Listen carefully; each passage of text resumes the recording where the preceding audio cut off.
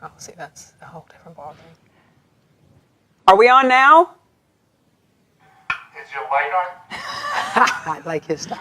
We're having a comedy show today here on Facebook Live with CamiBaker.com and the crew of the Happiness Jungle. We are all in rare form today, so this should be a really good show.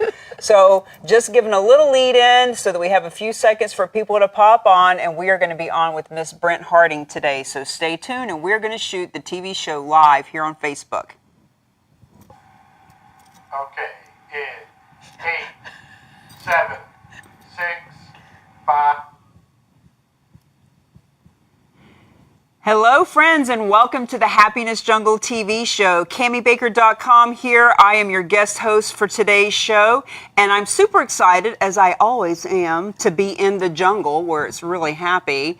And I am working today with my friend Brent Harding. And I love talking about how I've met my guests because it's so interesting to me to talk about how we all meet in this big world. So I think it was about 3 years ago. Okay, I was speaking at an event in Boston. I was at The Point. Yes, you were one of the facilitators of that group. And afterwards, we created a friendship, and we've stayed in touch. Not close. We haven't gone out and braided each other's hair or anything, but we have stayed in touch. And that was good. and now, here you are, a successful speaker and coach and trainer, doing all kinds of fun stuff, missionary work. Tell our audience a little bit about yourself. What do you want them to know about you? I want them to know that I enjoy life. I'm adventurous. I'm willing to give things at least one shot, within reason. It's got to be legal. But I'm certainly willing to give it a shot. And just got back from some missionary work in Mississippi. Very interesting environment. Never again will I complain about how far or what the distance is, because we drove 2 hours before we saw a human being. You know, you're sitting up there going, "Oh my goodness!" And you guys do this like on a daily. It's nothing to drive 40 miles. So, folks, never ever again will you hear me complain about the distance to get someplace. Girl, I got to be within 10 minutes of Walmart. Thank you. Thank you. Absolutely. Truly. And I needed to know those places as well. Yes. So let me ask you something. Have you always been an entrepreneur? No, I haven't. However, the fun, the joy is from entrepreneurship. But I've done things that oftentimes not considered the fields that women would get involved in. I've been a National Park Service Ranger. Back in the day, I've been an air traffic controller. I have, but the only thing that I can remember that I did that was more on the conventional side was being the executive director of an agency in EOEA for the state of Massachusetts. Otherwise, everything has been out of the box and different. And it's really propelled me to want to help women and to help girls to think outside and look outside the box for their careers. So what made you decide to jump from typical, regular JOB career into entrepreneurship and helping women? Well, I will tell you this. I'll clarify. I help women and men. So I don't forsake the guys, fellas. Don't get it twisted. I think it was opportunity. Part of it was opportunity, and it was also based on getting fired from a job for which the secretary knew I was going to be fired before I did. Having performance evaluations that were superior, and what that said to me is, guess what? It doesn't matter how superior that evaluation is. When they want you gone, you're gone. And I went, that'll be the only time I ever get fired. And it goes to show a breakdown can lead to a breakthrough. Hello, absolutely. Right? Every time something happens that you think is bad, just wait. There's a rainbow on the other side. Hello. There's a rainbow of color. And if you're fortunate, you get two. Nice. Do tell. Oh, I was in Bentonville, Arkansas. I was studying, doing my clinicals with Dr. Shipman. And it rained, and suddenly there were two of them. And they were distinct, and you could see them. And I went, oh my goodness, I've never seen a double rainbow. And people are outside, they're taking big shots and camera shots and everything, because how often do you see that? It was extraordinary. So what are the two rainbows you've seen in your life? That was deep. That was very deep. Spirituality, of course, is definitely a rainbow. And you know, it's funny that you would say that, because this morning I was having a conversation with somebody you know, Joya, and it hit me as I was talking to her. I said, Joya, I am on a quest for completion. Between now and the end of the year, it is about completing the outstandings. And I said, I'm not taking on anything else. It is, I want to complete everything that I have that's outstanding. Made a list, and I said, I'm just going to check those things off. But for some reason, I came in, after coming back from Mississippi, I came into the space of what I do has to be complete. And so the rainbow is completion. And so now it's about completing what I start. Nice. Yeah, and I'm feeling amazing and great about that. Talk to me about who you serve. Who is your perfect avatar? My goodness, I do not. The only one that I would have is on the spiritual side. It would be our Heavenly Father. It would be God. Other than that, I do not have one. That's a great question. I'm gonna have to explore. I'm gonna have to ponder on that, process that.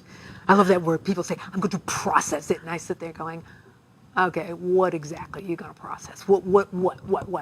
And now I find myself saying the same thing. I'm going to have to process that and get back to you on that one. So who's a perfect client for you? Like, what are the kind of people that find Brent Harding and say, wow, I need that information. I need that transformation? Now it's more, I'm working with companies. So it is companies that want to truly engage their employees. So employee engagement, where they really want their employees to say, wow, this is like the best place on the planet to work.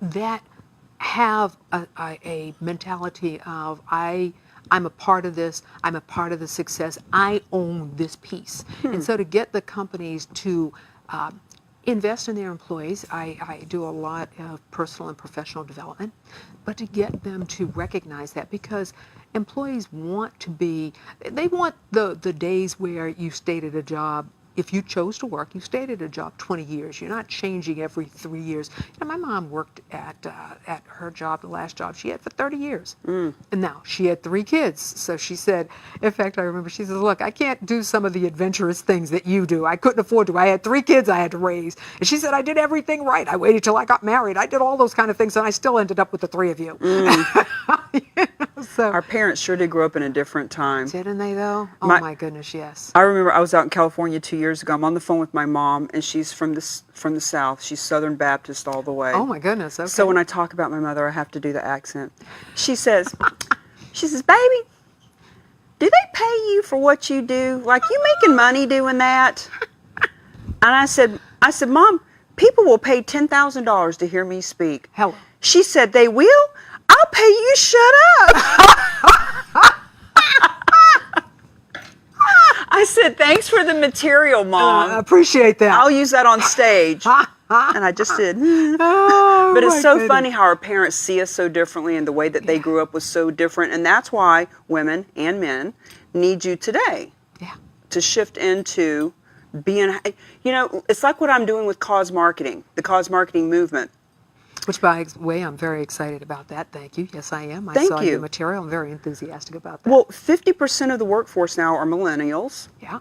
And 56% of them don't even want to work for a company that's not on cause and doing something on purpose. And 66% of them will take a pay cut to work for a job that's on cause, as opposed to one that's squandering, raping, and pillaging the planet. Absolutely. So there's a beautiful shift of energy there. Talk to me about how you help shift that energy in these companies you go into. Well, first and foremost, it's understanding what their goals and objectives are, and it's inquiring and getting really clear with, how do your employees fit into that? How do you invest in your employees? What do you expect their outcomes to be? That's the beginning of getting clarity with them. And it's not every company that I will engage with. It's got to be a company in which I'm seeing clearly that my activity can make a difference, that when I bring in my partners to work with me, we can make a difference. Whether it is a difference monetarily for the company because we've aligned the employee engagement with their goals and objectives, or it is that they really have a desire for their employees to have, if it's not a financial, if it is not a financial position in it, that the company certainly is committed to their employees, and they want to see. Back in the old days, you would have companies that they would really refer to their employees. Do you know anybody that would be a good fit for our company? And we've really gotten away from that. In fact, this morning I was listening to MSNBC, and one gentleman said that there are hundreds. He's looking for hundreds of people to employ. And you're sitting up there, and so the question I want to ask is, okay, how come you're still looking for hundreds of people? What is there an issue? Is there problems? Is there a concern? Is it technical? What is it that is causing you to need hundreds of people, and why aren't they there?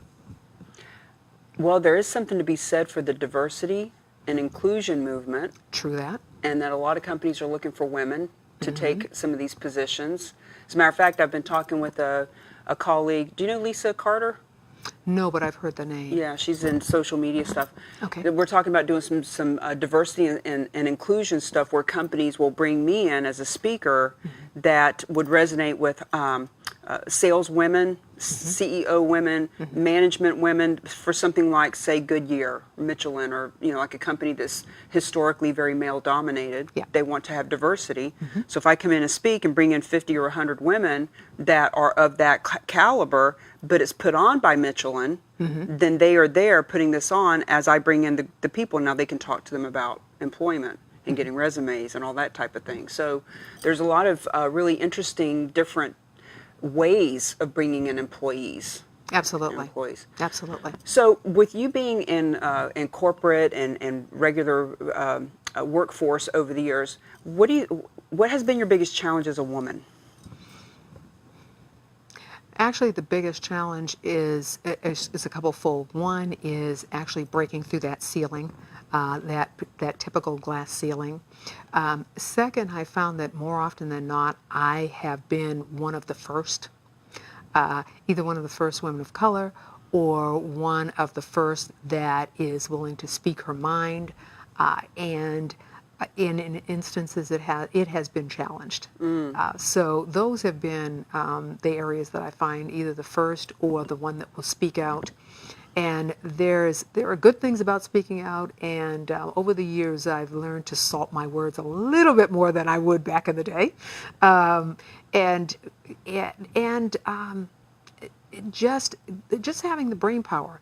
And it's kind of sad in that women, we have brain power, and I can remember some women saying, "Well, I've got to dumb it down," and it's like, oh, no, we're not dumbing the stuff Dumb it down, but at the same time work twice as hard. Thank you.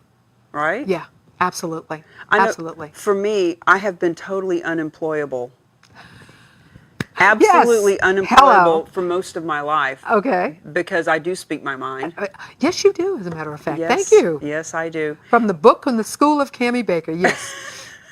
As a matter of fact, the first year I moved to New Hampshire, this was back when I had the little drinky drink problem too. In the book I talk about my alcoholism, but I went from owning my own bar to coming here and working in other people's establishments. Okay. And I had like 14 W-2s at the end of the year, and I gave them to this accountant guy that was doing my taxes. He said, "This must be a record." I said, "You don't even know about the ones I got paid cash under the table." I'd never treat my employees this way. Thank you. That's why I exist. That's why my activity exists, for that very reason. For that very reason. Yes. Keep going. I'm listening. You've got my undivided attention. I love how articulate you are. I've always been really impressed with your vocabulary. Well, thank you. I can thank my mother for that one. I can thank my mother for that one too. There you go. Tell me why you can thank your mother, and I'll tell you why I can thank mine. Because we should thank our mothers. I am thanking my mother right now. Mom was the kind of person, or is, I should say, the kind of person who demanded a lot out of us. We could be at the dinner table, and if we asked what a word meant, we knew, don't even ask anymore. Just go to the front hall, get the dictionary off of the credenza, come back in. You had to read it, you had to share it with everybody, you had to put it in a sentence, and it would be, you'd be so frustrated. But you would still do it anyway. Right. So she really demanded a great deal in terms of our education. And it was interesting because she would say, "Listen, I'm not worried about your brother. There's always going to be a woman to take care of him." My girls, she would say, they've got to be educated because they're the ones that end up with the kids. Isn't that funny? So, in fact, I remember when we turned 30, we didn't have any kids. My mother was like, well, what's going on? And I remember her saying, well, you told us we had to do this and do this and do this. We had all these qualifiers before you could have any kids. Well, good for you that you actually listened. I actually listened to her. Wow. And then we got about 35 and she said, well, wait a second, what's going on? Well, we haven't gotten to here, to here, to here, to here. So when we get there, then the kids can come. Oh, but she is just a dynamic role model. Well, I guess today's show is a little bit about dynamic role models in our mothers and in us. Absolutely. My father died when I was 6, and so my mother went back to college. And when she went back to college, this was way back before computers. Okay. And so when my mother was writing one of her thesis, she would hold the ruler and write and write and write to the point where now when she writes, you would think she's writing on a ruler. That's how well she just writes. Oh, you know? my goodness. It's beautiful. And she was taking humanities? That's not the right word. I'll think of the word. But anyway, we went to a lot of plays. I saw William Shatner do a monologue when I was like 9 years old. Very bizarre. But I went to Death of a Salesman and all these plays and things. Oh, my goodness. Yeah. So it was because my mother, breakdown for breakthrough. Breakdown is Daddy died. Yep. Breakthrough is my mother went back to college. And she got that much more educated, and so did we. And so, that's why my language is a little more verbose. I learned that word this week, verbose. I've got to tell you, my mom, they must have been on paths that were very similar because my mom actually went back to school and got her master's because what she was told at her job is that if you don't get that she was going to be terminated. And so she had to do it in a one-year program. And so she went to Antioch Graduate Center. And I can remember, here I am like at, I think 13 or 14 years old, and I'm reading her work. I'm like, oh, and I'm reading down and I'm checking things to make sure that this is, and I remember at the time when she graduated, I'm like, oh my goodness, I should have gotten a master's degree. But, well, you kind of did. Yeah, yes, you know what? You're absolutely right. Yeah. I actually kind of did. Thank you, Mom. I appreciate it. Oh my goodness! I am amazed at how our paths have forged and been very, very similar. In fact, when you were describing some of the things that you were doing, I see us in similar paths where I am now, like yourself, before companies and bringing folks together, not so much for diversity, but again, just for the interaction of employees to make the scenario better, to help them to grow. And so I see a lot of similarities. It's a wonderful thing. Well, and it's about this whole energy shift that companies are even open to that. 20 years ago, they probably wouldn't have had you come in, and not by a long shot. The whole cause marketing thing. People wanting to be a part of a cause. It used to be you got the job, you did your 30-year stint, you got your watch, and you got retired and got your Social Security, and everybody's happy. But that's just not the way it is anymore. And so not at all. Not only do companies want to be on cause and on brand, but so do the employees with them. So true that. So, isn't it amazing how that's happened, that shift, and what the driver of the shift? The driver of shift is people. People have made that difference. No, we're not going to go to the left. We're going to go to the right. And guess what? They found their power. Yeah. That's the thing. People have found their power, and their power is, what? I don't have to buy your brand. I don't have to do this. I don't have to do that. And guess what? If I get some of my friends and we get on social media, guess what? They won't be either. Social media has actually probably been part of that shift because it's so easy now to, if you get a bad sandwich, everybody knows, the whole country knows about it. Oh, yes. And it doesn't take much time. Oh, very, very definitely. Yeah. So I appreciate that. Thank you. I'm listening. How do you go about finding the right companies to do your work with? Excellent question. I will go for companies. A lot of times they come via referral. When I've shared what I do, they've come via referral, and they've come in many instances from the employees themselves. The employees have actually gone to the company and they've said, you know what, there's a person that you really ought to take a look at. Interesting. And so that has been, but more often than not, it's by referral. And I think it comes from referral because who wants to get out there and air their dirty laundry and say, hey, you know, I'm having a problem here, or hey, you know, the employees, the Indians aren't happy, or the employees aren't happy. And so as a result of that, I think that has what's been a driver. So what's like, are you looking for VPs of marketing? Like, what is the name of the position of the person in the company you'd be looking for? I'm looking for the human resources, and I'm also looking for the sales, for who heads the sales, the VP of sales, VP of human resources. Yeah. You know, pretty much the decision maker, but those are the two that I would focus more of my attention on, primarily because I am dealing with salespeople, people that are out in front. They are the ones that are driving the dollars. So I'm dealing a lot with salespeople. And then the human resources department, because they are then engaged with everyone. So it started off actually with the sales, and now it has moved to the HR. And I'm actually getting ready to be referred over for diversity. Yeah, so it's really kind of exciting. One, to a major corp that I've really wanted to do business with. So are you still speaking? Yes. You know, I think my mother would pay. I think my mother would pay me the same way your mom would pay you. Could I just pay you to be quiet? And then she says to me, "You've got a nerve to say to other people you're tired of listening to them." Thanks, Mom.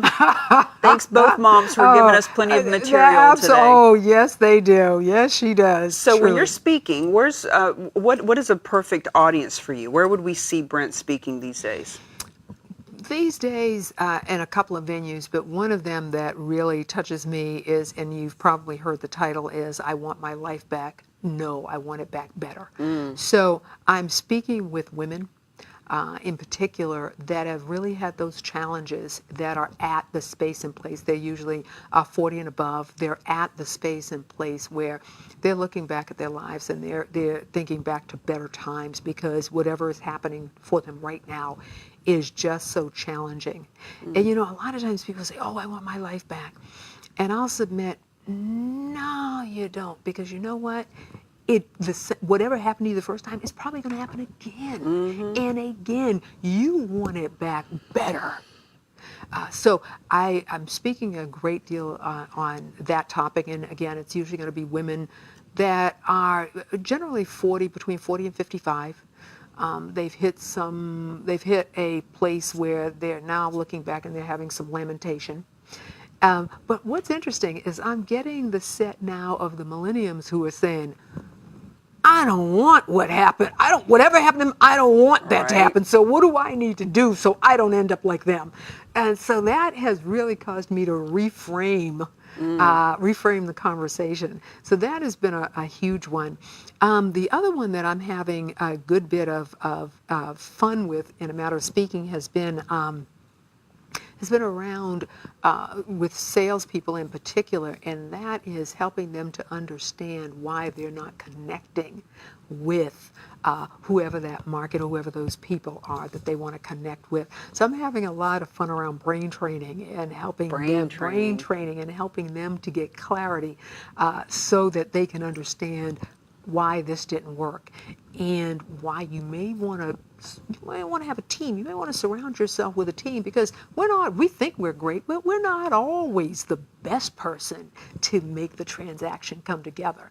And I try to get people to understand, listen, 50% of something is better than 100% of nothing. Ain't that the truth? You know, so I remember one time, this is more years ago than I want to remember, but the fun part was, the ladies came in and they were really upset, you know, and I can't believe I spent all this time with whoever this VP was, and I couldn't get that sales closed. And here the guy comes in, and he closes it. And I said, you know what? I got no pride of authorship, because at the end of the day, I'm the person that signs the check. And so I said, so, you know, put your ego back here. It doesn't matter. as a friend of mine would say, did you get a check? Right. And Did you get paid? did you pay? There you go. So at this juncture, those are the areas that I focus. I'm doing a lot with the brain training. I'm doing a lot with, and in particular, the conversation about getting your life back tends to be more with women. Because I'm always redeveloping my life. Like, I love to reinvent, recreate, to my detriment, though, because I will recreate and put that down and start something new so much that it's like I say, it's like being the sun, and the sun's is warm, and like I warmed the whole planet. Yes. But it's a matter of getting that magnifying glass out and catching something on fire, you know? Because right about the time I'm about to catch it on fire, ooh, squirrel. What's that other thing? What's that other thing? What's that other thing? Oh, that's shiny. Let's do that. Right? So it's really Oh, my important for me to goodness. just focus it on down. So I'm in that 40 to 55 range, somewhere in there. Yeah, okay. So in our last couple of minutes together, give us something yummy, juicy that we can bite onto and pragmatically do. Something that you teach people that we can implement. There's a couple of things. One in particular is stop looking in the rearview mirror. I know this sounds really simple. One, stop looking in the rearview mirror. Two, lay out what it is. And these are not things that we don't know how. So lay out 3 things, no more than 3 things that you can seriously look at and say, okay, I can work these, because typically we generally are not able to work more than 3 things. There's a reason why there are 3 strikes and you're out. There's a reason for that. So work with these 3 activities. Give yourself timelines, because you look up one day and 10 years have gone by. Give yourself timelines. Goals. And I'm not even give yourself a timeline. I'm going to do this, and if this works, terrific. If it doesn't, then I'm going to move on to the next best thing in my lineup. And I know that those sound really simple, but the reality is when they're implemented, stops us from looking at those shiny things around there. 1, 2, 3, boom. And guess what? There's no such thing as how do we put it? You and I have been in an industry, which I will not name, but we've been in an industry where we're told, oh, and you can just make millions and millions and millions and millions. Not that it can't happen, but put it in perspective. And age defines perspective. If you haven't got that many years to make that thing happen, then let's look at the reality of what you can make Experience comes from bad decisions. Bad decisions comes from getting out there and doing something. But you have to take action, and Gotta you have to take get out action. there, and you got to do something. Therefore, you get your portfolio, and you can work with that. Well, there you have it. We are happy in the jungle today with Brent Harding. Thank you for being with us today, and we'll see you on the next episode. Thanks, Brent. It's my pleasure.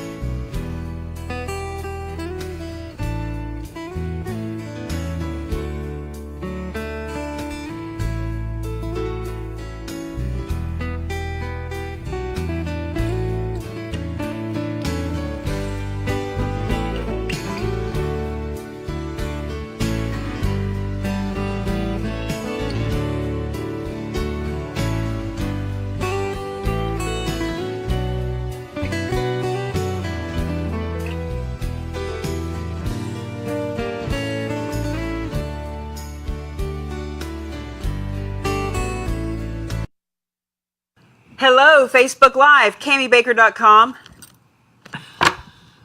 Getting ready to do another episode of Happiness Jungle. And today we have Bobbie Carlton with us, but just getting you all cute. There you go. Little personality. We are all in a festive mood today. So just queuing up, just waiting. Share, hit the little share button. Share. Love, hearts. And then we're going to shoot our next episode of The Happiness Jungle live right here. Good job. Okay, in 7, 6, 5. Hey everybody, welcome back to the Happiness Jungle TV show, CamiBaker.com. Happy to be happy in the Happiness Jungle today. We're fabulous, fierce, on fire too, because we have Bobbie Carlton. Bobbie is a phenomenon in the Boston area with her massive group and getting women on stages and being so inspired and innovative. Bobbie, introduce yourself to everyone and tell them a little bit about you. What do you want us to know about you? All right, so I'm a multi-talented, multi-companied person. Where other people are serial entrepreneurs, I'm a parallel entrepreneur. So I have 3 companies: Carlton PR Marketing, Innovation Nights, and Innovation Women. Interesting. So serial would be one after the other, but parallel are all at the same time. Yeah, they couldn't stop me. I love that. I love that. And I don't always have my book on the show, but I wanted to give you a autographed copy. Woo. So I'll just hand it to you right. It's kind of like when you give the check over for Publishers Clearinghouse. It's not quite as important, Nice. but it's a lot of fun. It's a lot of fun. Nicely done. Thank you. Thank you. Glam shot, too. Isn't it? Very So, nice. Bobbie and I met out in the networking world, although I don't call it networking. Networking It's is just being personable. well, you could call it connecting too, but since people use the word network and that seems to really upset people, I just say, you know what? Networking sucks. Networking doesn't really work. It's random activity. Netwebbing leverages time through planned strategy. Nice. And Helpful hints. Helpful. As a matter of fact, the woman who is the editor and publisher of my book has been a networker for years and years. Her family raised her in network marketing. She's been reading books like that and speaking on stages since she was 13. Oh my gosh. And when she read it, she said, "Oh my God, this is different. It's brilliant. It's refreshing. It's new." So, she wrote one of the forwards in there. Anyway, Nice.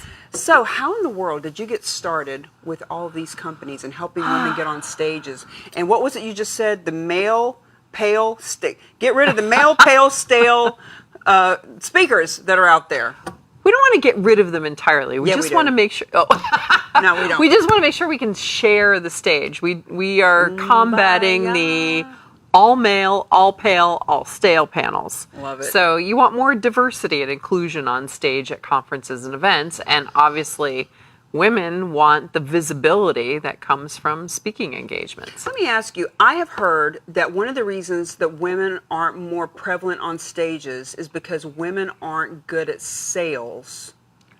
That men are better at sales, and that's why the people that run events want the men on the stages because they're better.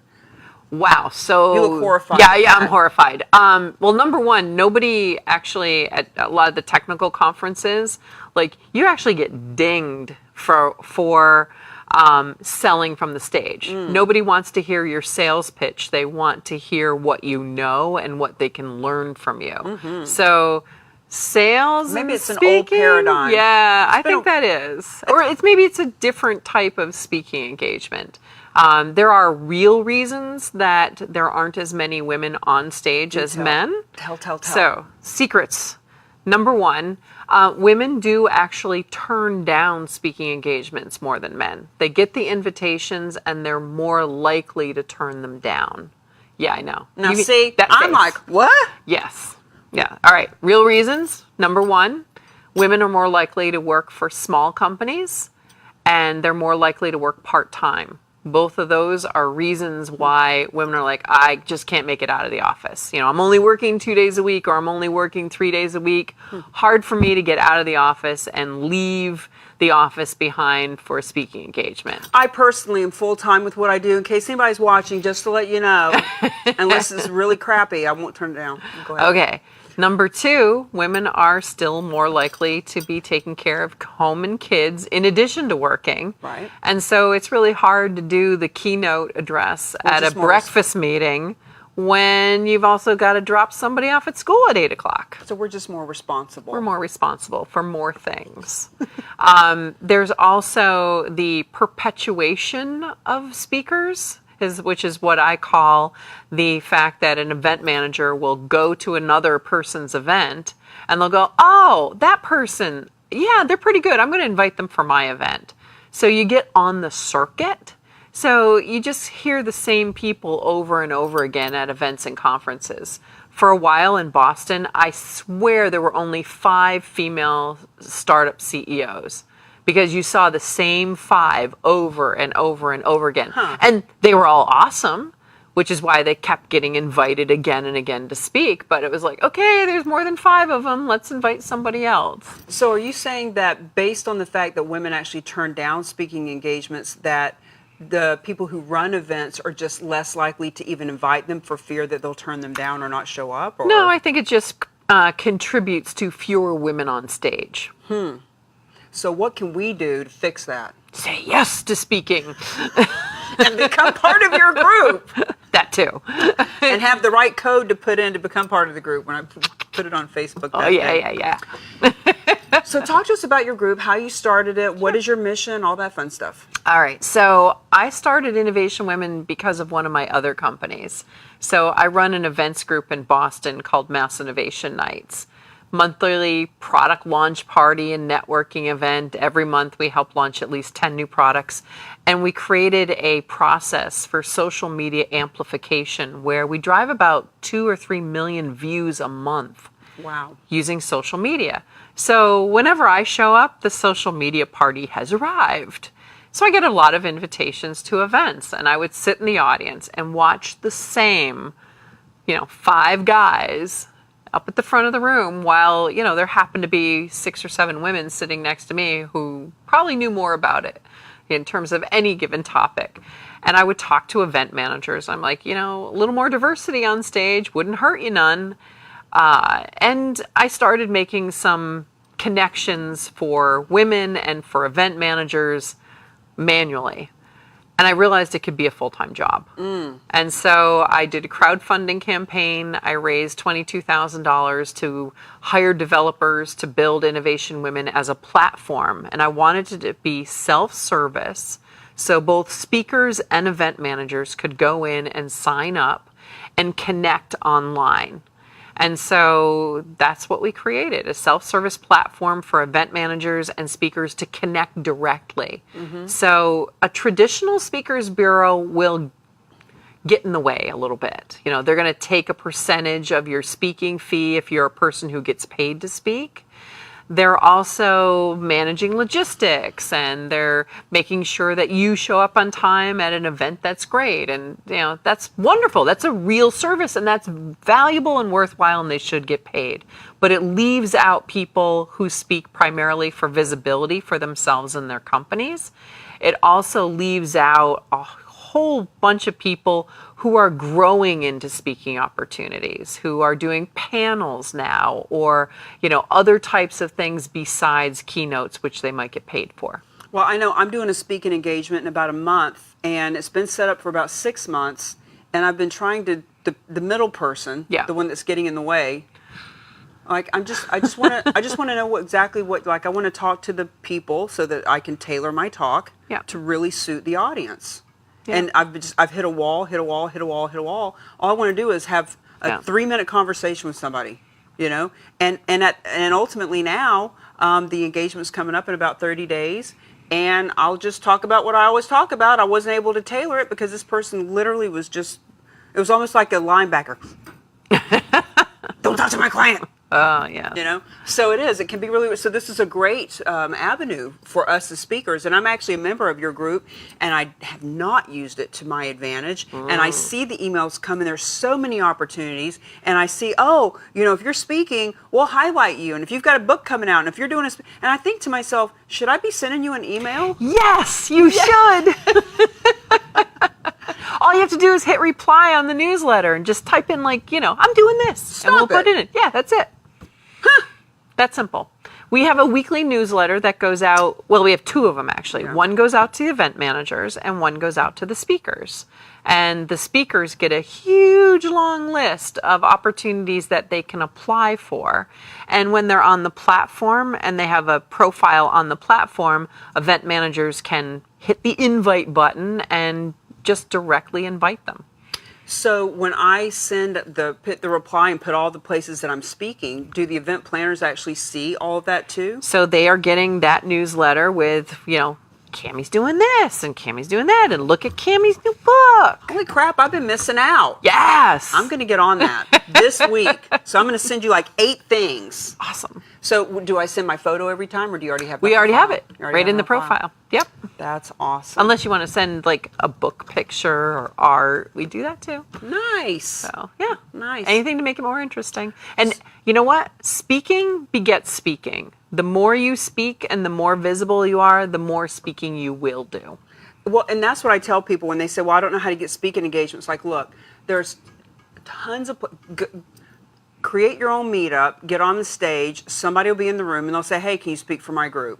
And before you know it, it takes off. Now, having said that, we still always want to up our game and get bigger stages and all that. So, but at least that's one way to do it. And when you do that speaking engagement with your group, have somebody pull out their phone and take video of you. That is like the #1 tool for event managers, to look at a video of a person and say, oh, they can put a sentence together. They're understandable. They're clear. They have some life to them. Right. Well, I'm actually having a speaker reel put together right now. Mike Connell is doing it for me. I had one a couple years ago, but I wasn't crazy about it. And it was just photos with music as opposed to me talking.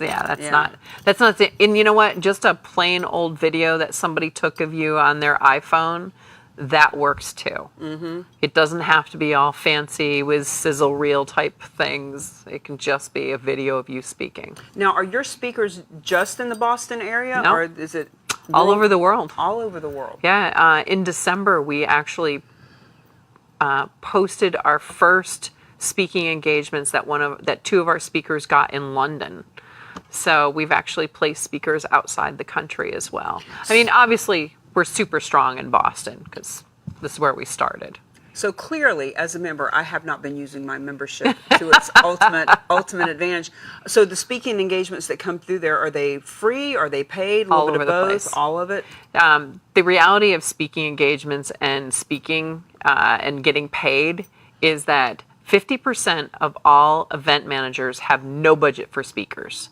42% only have budget for some speakers, and that could be I have speaker budget for keynotes, or maybe I have travel budget if somebody needs to travel to get to me and I want to help them out. And then 8%, that's it, of event managers pay all or most of their speakers. Wow. Yeah. So that's a reality. Like, people are like, oh, I'm going to be a speaker and I'm going to go get paid. I'm like, all right, let's start off with that reality, and then look at how you get value out of speaking. Maybe you get paid to speak, or maybe you've got a table in the back and you're selling your books. Or maybe the event organizers are buying a book for every person and putting it on every chair or in the bag. So there are different ways to get paid to speak. I know some of the people that I've worked with, they think they're going to step into speaking at $5, $8, $10, $20,000 speaking engagement. It's like, look, unless you've had a lion maul your arm off or like if you've done something like really intense. You're an astronaut. Yeah, you're an astronaut, you saved your child from the belly of the whale or something, like it ain't happening. Yeah, I call those interesting experience speakers. Yeah. They've got some crazy thing that happened to them that they're able to speak about. So what about you? What kind of speaking engagements do you like to do? It's funny. I do a lot of them specifically for innovation women. It's like encouraging other women to step out and talk about their expertise or their experiences. I find a lot of people are like, oh, no, it's not me. I'm like, why not you? And it's not just keynote opportunities either. It's a panel at a technical conference where you're sitting on stage talking about the thing that you do every day. And you're not by yourself. You're with other people. You're just having a conversation. And there happens to be an audience. That's not intimidating. And that's good for your career. Yeah, it is. I mean, what is it? 98% of people would rather die than public speak. But it is the number one fear. For me, it's been the best marketing tool ever. I would rather get on a stage every day if I could, because that is the best way to get business. Yeah. If you're wanting to do any kind of business, get on a stage and show people how you do it. Let them get a little taste of you, little appetizer, little bite of candy, little bite. Then they want more. Yeah. But I also do speaking around social media, and I do speaking about innovation nights because, we've launched over 1,000 new products that have gotten more than $2 billion in funding. And so people want to hear that story. And that actually brings me to storytelling. People want to hear stories. They don't just want to hear you up there blabbing, process and numbers and things like that. Tell them a story. Tell them your story. It's so inbred in us as human beings, because I know when I hear somebody say, there was this time that, it's almost like you're like, what? What happened? It is. It's very interesting, and I know I have to too, because I did a speaking engagement a couple weeks ago, and I got recorded, and when I watched it, I thought, damn, now I'm getting into numbers and stuff. I need to get back to the story. The story is what's really important. And that's what people remember. It is. What is it they say? It's not what you say, it's how you make people feel that people remember. Yep, perfect. Awesome. So talk to me about how you became such a parallel entrepreneur. Like, have you always been an entrepreneur? No, I worked for large companies. I was the head of global PR for 2 large enterprise software companies. I worked for a number of agencies in the Boston market. I started my career in radio. And, the financial crisis came around in 2008, and the startup that I was working for ran out of money. And all of a sudden, I've got a husband and 2 kids, and my husband stays home with the kids. So somebody's got to go earn a living. Yeah. That was me, and nobody was hiring. So all of a sudden, I'm like, all right, I'm an entrepreneur. I'm going to do that. It's like I tell people, you just got to own it. You got to own your space. Just tell people what you do and just do it. Yep. So I had consulting gigs, and I was thinking a lot about social media and how it could be used for marketing. And I was early to Twitter, kind of loved it, kind of still love it. And I thought to myself, I could do something with this to help other people. And so I know that every entrepreneur, they never have enough money for marketing. And often they've got this product and, it's like, here's my product. I've got to get it to market. I've got no money. So what can I do? So I was also on the board of the Charles River Museum of Industry and Innovation in Waltham, and they used to do innovation days. And I'm like, I could do innovation nights. Their innovation days were all typewriters and printing presses and innovation of yesteryear. And I'm like, one iPhone app, whole new audience. Wow. And that first event, we had about 200 people show up and generated a ton of visibility for 10 companies. And I'm like, awesome, that worked out really well. And everybody's like, see you next month. And next week is our 113th event. Very cool. Yep. So we just kept doing it. Very cool. I have a client that's getting ready to do an event for young entrepreneurs from nice. sixth grade to 12th grade. And get them started early. Right? I love seeing them on Shark Tank, little 8-year-old. My family raises bees, so I'm making flavored honey. It's like, whoa, dude, that's so cool. So what kind of, where would I find more of these the younger entrepreneurs, do you think? Because it sounds like that you're like, Oh you've my got gosh. the end. Yeah, we do. There are actually a lot of organizations locally that do great entrepreneur programs. NACINA, which is the New England Chinese Entrepreneurs, and Thai Boston, that's the Indus Entrepreneurs, both do great programs for young people. But I think nowadays you're finding a lot going on in the schools. My younger son is 16, and he came to me. He's like, "Mom, some friends of mine are going to do a hackathon at the high school," and I'm like, "Okay, let's talk about how that happens." And I'm like, I know about this, right? And he's like, that's why I'm coming to talk to you. Now mom knows what Mom's she's cool. talking about. Now she's cool. Mom's cool. So where do you find 10 a month to come? I'm sure there's probably 10,000, but how do you find them? Where do they come from? How do they pre-qualify? So everybody qualifies. There's a line, there's a queue, and we don't find them anymore. They find us for the most part. Every month we're creating this explosion in the social media stratosphere, and people take notice. And they're like, what is going on over there, and how do I get myself involved? So it's literally go to mass.innovation nights and submit your product, and you're in. It may take a little while because we've got, I think right now, about 50, 60 companies in the queue, but you need to sign up now to get for your particular event. Sometimes we do theme events. Nice. So you need to fit into the particular theme. I haven't been hitting your events enough, but boy, do I need to. They sound really fascinating. And with all that social media, how many people do you think are going to see our TV show? Ooh, I don't know. So I have Bobbie C on Twitter, and I have Women Inno on Twitter, and I have Mass Inno on Twitter. So nice. You're everywhere. Yeah, about 40,000 people on Twitter. And I try to not just go for the numbers. They have separate identities. Like Mass Inno is very focused on the Boston region and Massachusetts entrepreneurs, although we have a good number that come down from New Hampshire. And then Women Inno is focused on obviously women and the other organizations that do gender balance programs. And then my own stuff is very focused on media and marketing and public relations and social media. So what are some of the coolest products that you've seen come through?